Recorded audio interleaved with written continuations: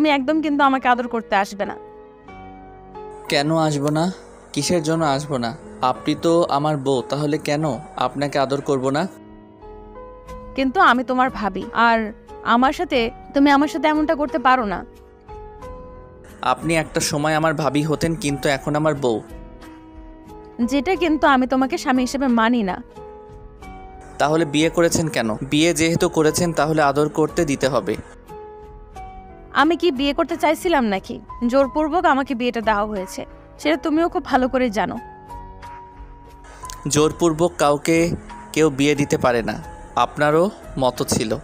আপনি জানতেন আমি আমার ভাইয়ার জায়গাটা আপনি আমাকে দিতে চান, ওই জন্য আপনি আমাকে বিয়ে করেছেন। শাওন, তুমি এইসব কি করে বলতেছো? এটা কখনো সম্ভব না।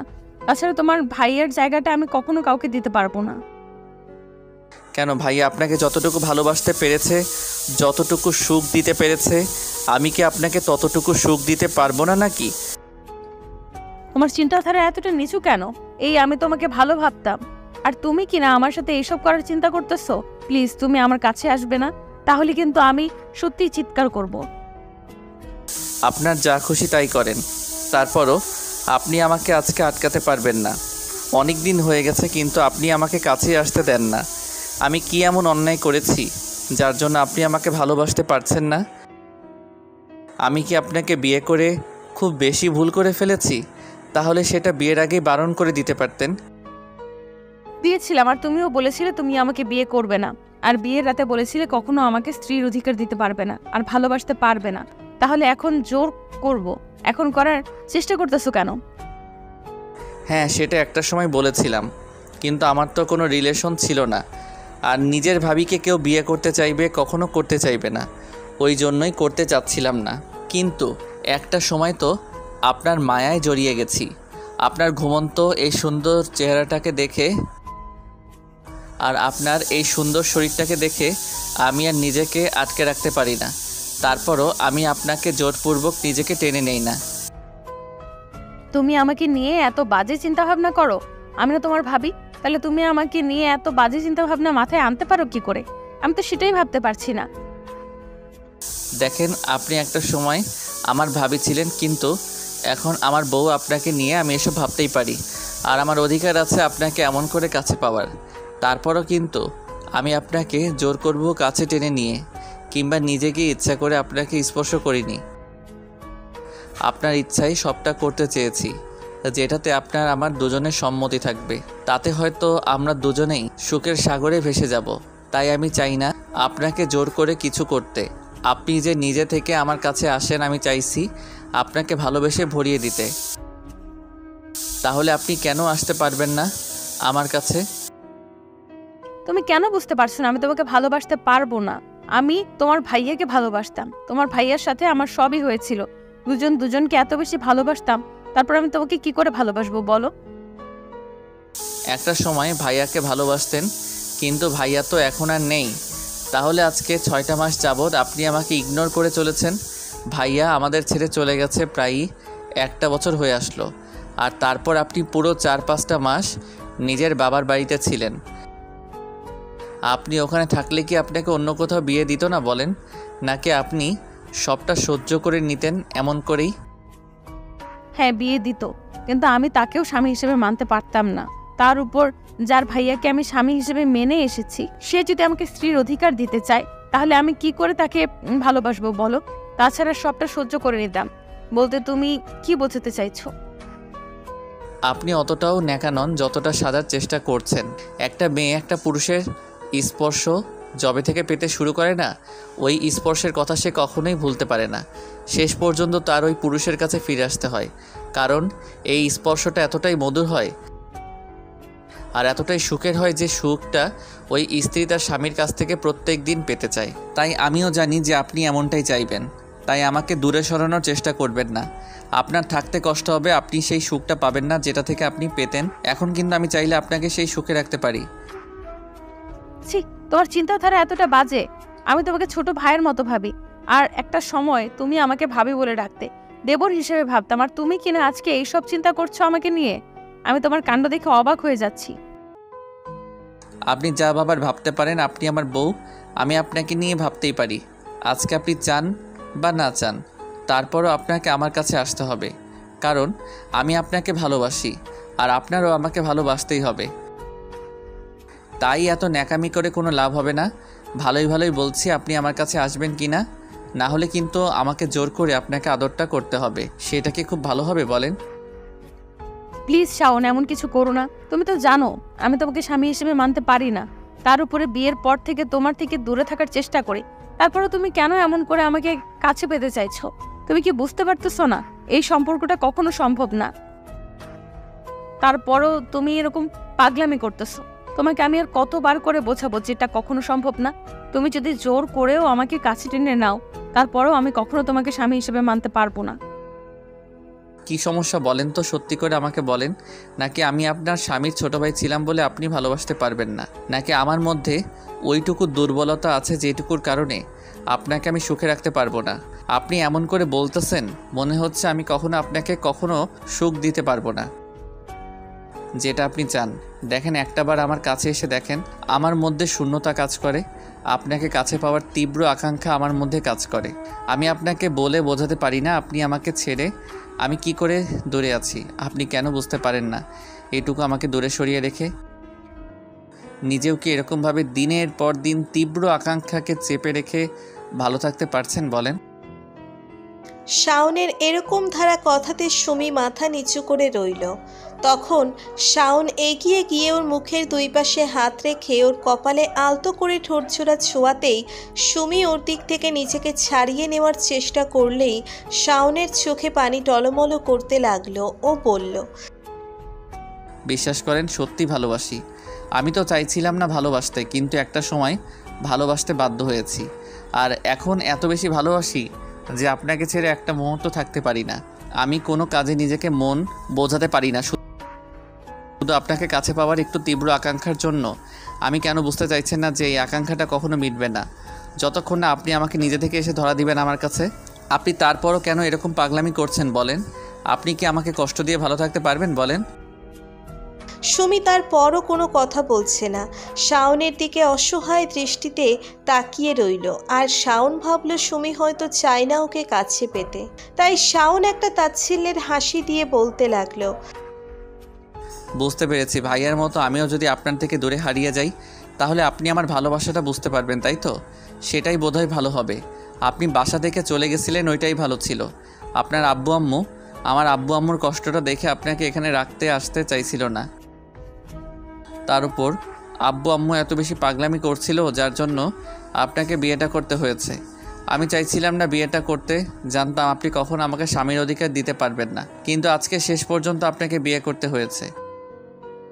আর এখন আমাকে দিনের পর দিন এভাবে পস্তাতে হচ্ছে। কী জন্য যে বিয়েটা করেছিলাম আমি সেটা নিজেই জানি না, যার জন্য আপনি আমাকে দূরে সরিয়ে দিবেন। শাওন কথাগুলো বলে কান্না করতে লাগলো। তখন সুমি এগিয়ে এসে যখনই শাওনের চোখের পানি মুছে দিতে যাবে, আর শাওন তখন ওর থেকে দূরে চলে যায় আর বলতে লাগলো, থাক, আমাকে আর কিছু বোঝাতে হবে না। আজকে অনেক দিন যাবৎ আমাকে বুঝিয়ে দিয়েছেন আপনি কেমন কি চিন্তা ভাবনা করেন। আর আপনি যে আমাকে ভালোবাসতে পারবেন না সেটা আমার জানা হয়ে গেছে। তবে একটা কথা কি জানেন, আজকের পর থেকে না, এই ভালোবাসাটা আর কখনো প্রকাশ করব না। একটা সময় হয়তো এর জন্য আপনাকে পস্তাতে হবে। আর যদি আপনি চান যে আমার সাথে থাকবেন না, সেটাও করতে পারেন, চলে যেতে পারেন। এই বাসা থেকে আব্বু আম্মু আর আপনাকে আটকাবে না, আর কষ্ট পাবে না। আমি ওদের বুঝিয়ে দেব যে আপনি শুধু ওদের কান্নাকাটিতে, ওদের দয়া দেখিয়ে এখানে ছিলেন। আমাকে বিয়ে করার কোনো ইচ্ছাই আপনার ছিল না। শাওনের এরকম ধারা কথাতে সুমি বুঝতে পারল শাওন কতটা কষ্ট পাচ্ছে। তো শাওন আর সেখানে দাঁড়াতে পারল না। মধ্যরাত হয়ে গেছে, তারপরও শাওন মধ্যরাতেই বাসা থেকে বেরিয়ে গেল। সারা রাত আর শাওন বাসায় আসলো না। আর সুমি শাওনের চিন্তায় পুরো পাগল হয়ে যাচ্ছে আর ওকে বারবার কল করতে লাগলো। কিন্তু সুমিই বা কী করবে? শাওনের ভাইয়া মারা যাওয়ার পর থেকে অনেক বেশি কষ্ট পেয়েছে, কারণ দুজন দুজনকে প্রচণ্ড পরিমাণে ভালোবাসতো। আর সুমি আর শাওনের ভাইয়ার সাথে বিয়ের পুরোটা 6টা মাস হয়ে যায়, আর 6টা মাস ওর কাছে আসার চেষ্টা করেনি। কিন্তু শেষ একটা মাস ওকে ভালোবাসে সেটা প্রকাশ করেছে, বোঝানোর চেষ্টা করেছে। শাওন নিজে থেকে বলেছিল সুমিকে কখনো স্ত্রীর অধিকার দিতে পারবে না, না বউ হিসেবে মানতে পারবে। কিন্তু একটা সময় নিজের বউয়ের শূন্যতা লাইফে অনুভব করতে শুরু করে। আর রাতে যখন ঘুমন্ত অবস্থায় শাওন সুমিকে দেখত, তখন শাওন আর নিজেকে আটকে রাখতে পারতো না। ইচ্ছে মতো ওকে কাছে টেনে নিয়ে আদর দিত, কিন্তু শাওন চাইতো না ওরা অনুমতি ছাড়া এমন কিছু করতে। তাই সুমি যখন জানায় ওকে ভালোবেসে ফেলছে, তখন সুমি অবাক হয়ে যায়। সুমি ভেবেছিল ওদের এই সম্পর্কটা এমন করেই থাকবে, কিন্তু সেটা যে এত তাড়াতাড়ি প্রকাশ করে দেবে সেটা জানতো না। শাওন যবে থেকে ওকে ভালোবেসে সেটা প্রকাশ করেছে, তবে থেকে সুমি ওকে অবহেলা করে চলেছে। তারপর শাওন জোর করে ওকে কাছে টেনে নেওয়ার চেষ্টা করলো। ওদের মাঝে কি কথা হলো সেটা তো আপনারা জানতেই পারলেন। তো সারা রাত শাওন আর বাসায় আসলো না। ভোরের দিকে শাওন বাসায় আসলো, তাও মাতাল অবস্থায়। ওর এরকম ধারা অবস্থা দেখে আম্মু বারবার ওকে জিজ্ঞেস করতে লাগলো, তখনও মাতালের মতো রুমে চলে গেল। গিয়ে দেখলো সুমি বসে আছে। তখন শাওন কোনো রকমে গিয়ে সোফায় গা এলিয়ে দিতে গিয়ে নিচে পড়ে গেল। সাথে সাথে সুমি ওর কাছে যেতে গেলে শাওন ওকে আটকে দিয়ে বলতে লাগলো, থাক, অনেক দয়া করেছেন, আর দয়া করতে হবে না। এই দয়াটুকু আর আমাকে দেখাবেন না প্লিজ। আমি চাই না আমার প্রতি আর কেউ দয়া দেখাক। আপনি তো থাকবেন না, দুদিন পর এমনিতেও চলে যাবেন। আমি যখন থেকে ভালোবাসাটা প্রকাশ করছি না, আপনি যে আমার সাথে তবে থেকে থাকবেন না বলে ঠিক করে নিয়েছেন সেটা আমার জানা হয়ে গেছে। তাই অন্তত আর আমাকে এই দয়াটুকু করতে হবে না। আপনি আমার থেকে দূরে থাকার চেষ্টা করেন, সেটাই আপনার জন্য ভালো হবে। শাওন, তুমি ড্রিঙ্ক করে এসেছো? কেন এরকম পাগলামি করতেছো? তুমি তো জানো আপনি কি চান আমি আবারও বাসা থেকে বেরিয়ে যাই? তাহলে এই কথাগুলো আর কখনো বলবেন না। যদি বলেন তাহলে সত্যি এখনই বাসা থেকে বেরিয়ে যাব। শাওন হাত পা ছাড়িয়ে দিয়ে সোফাতে শুয়ে রইল। সারাটা দিন ওর আর কোনো হুঁশ রইল না। সুমি ভাবতে লাগলো শাওনকে কি জন্য মেনে নিতে পারছে না, হয়তো স্বামীর ছোট ভাই বলে। একটা সময় সুমি ভাবতো যে ওকে মেনে নিতে পারবে না, কিন্তু এখন মনে হচ্ছে যে ওকে মেনে না নিলে হয়তো শাওন তিলে তিলে শেষ হয়ে যাবে, কিন্তু মন থেকে হয়তো কখনো ভালোবাসতে পারবে না। এভাবে পুরো 15টা দিন কেটে গেল। আর এই 15টা দিনে আব্বু আম্মু ঠিক ভালোভাবেই বুঝতে পেরেছে শাওন আর সুমির মাঝে সম্পর্ক কেমন।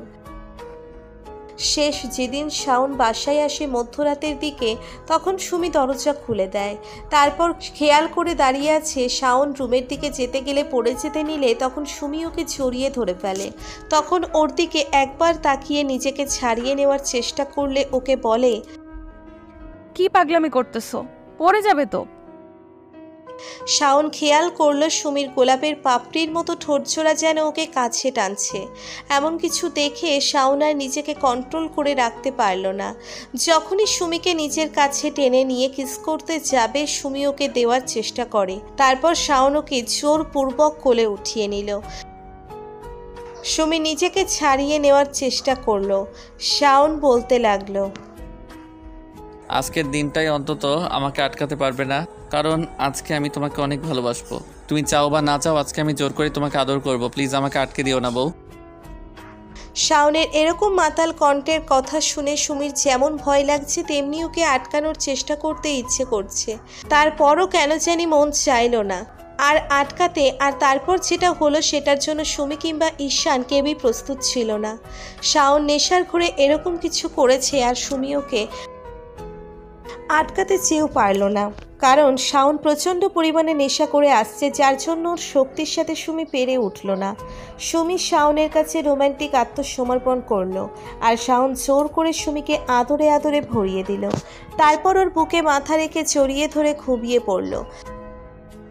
পরদিন সকালে ঘুম ভাঙতেও বুঝতে পারল কেউ ওর দিকে তাকিয়ে আছে। শাওন তাড়াহুড়ো করে উঠে দেখল সুমি ওর দিকে অসহায়ভাবে তাকিয়ে আছে। তখন শাওন ওদের শরীরের অবস্থা দেখে বলতে লাগলো, ইস, রাতে কি একটা ভুল করে ফেলেছি। প্লিজ আপনি আমাকে মাফ করে দিন। আমি আর কখনো এরকম করব না। আমি বুঝতে পারিনি এরকম কিছু হয়ে যাবে আমাদের মাঝে।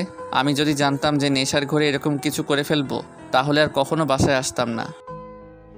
শাওনের কথাতে সুমি কেমন যেন লজ্জা পেয়ে মাথাটা নিচু করে নিল, তারপর বলতে লাগলো, তাতে কি, আমি তো তোমার বউ, তুমি তোমার বউকে আদর করেছো, তাতে এমন ভয় পাওয়ার কি আছে?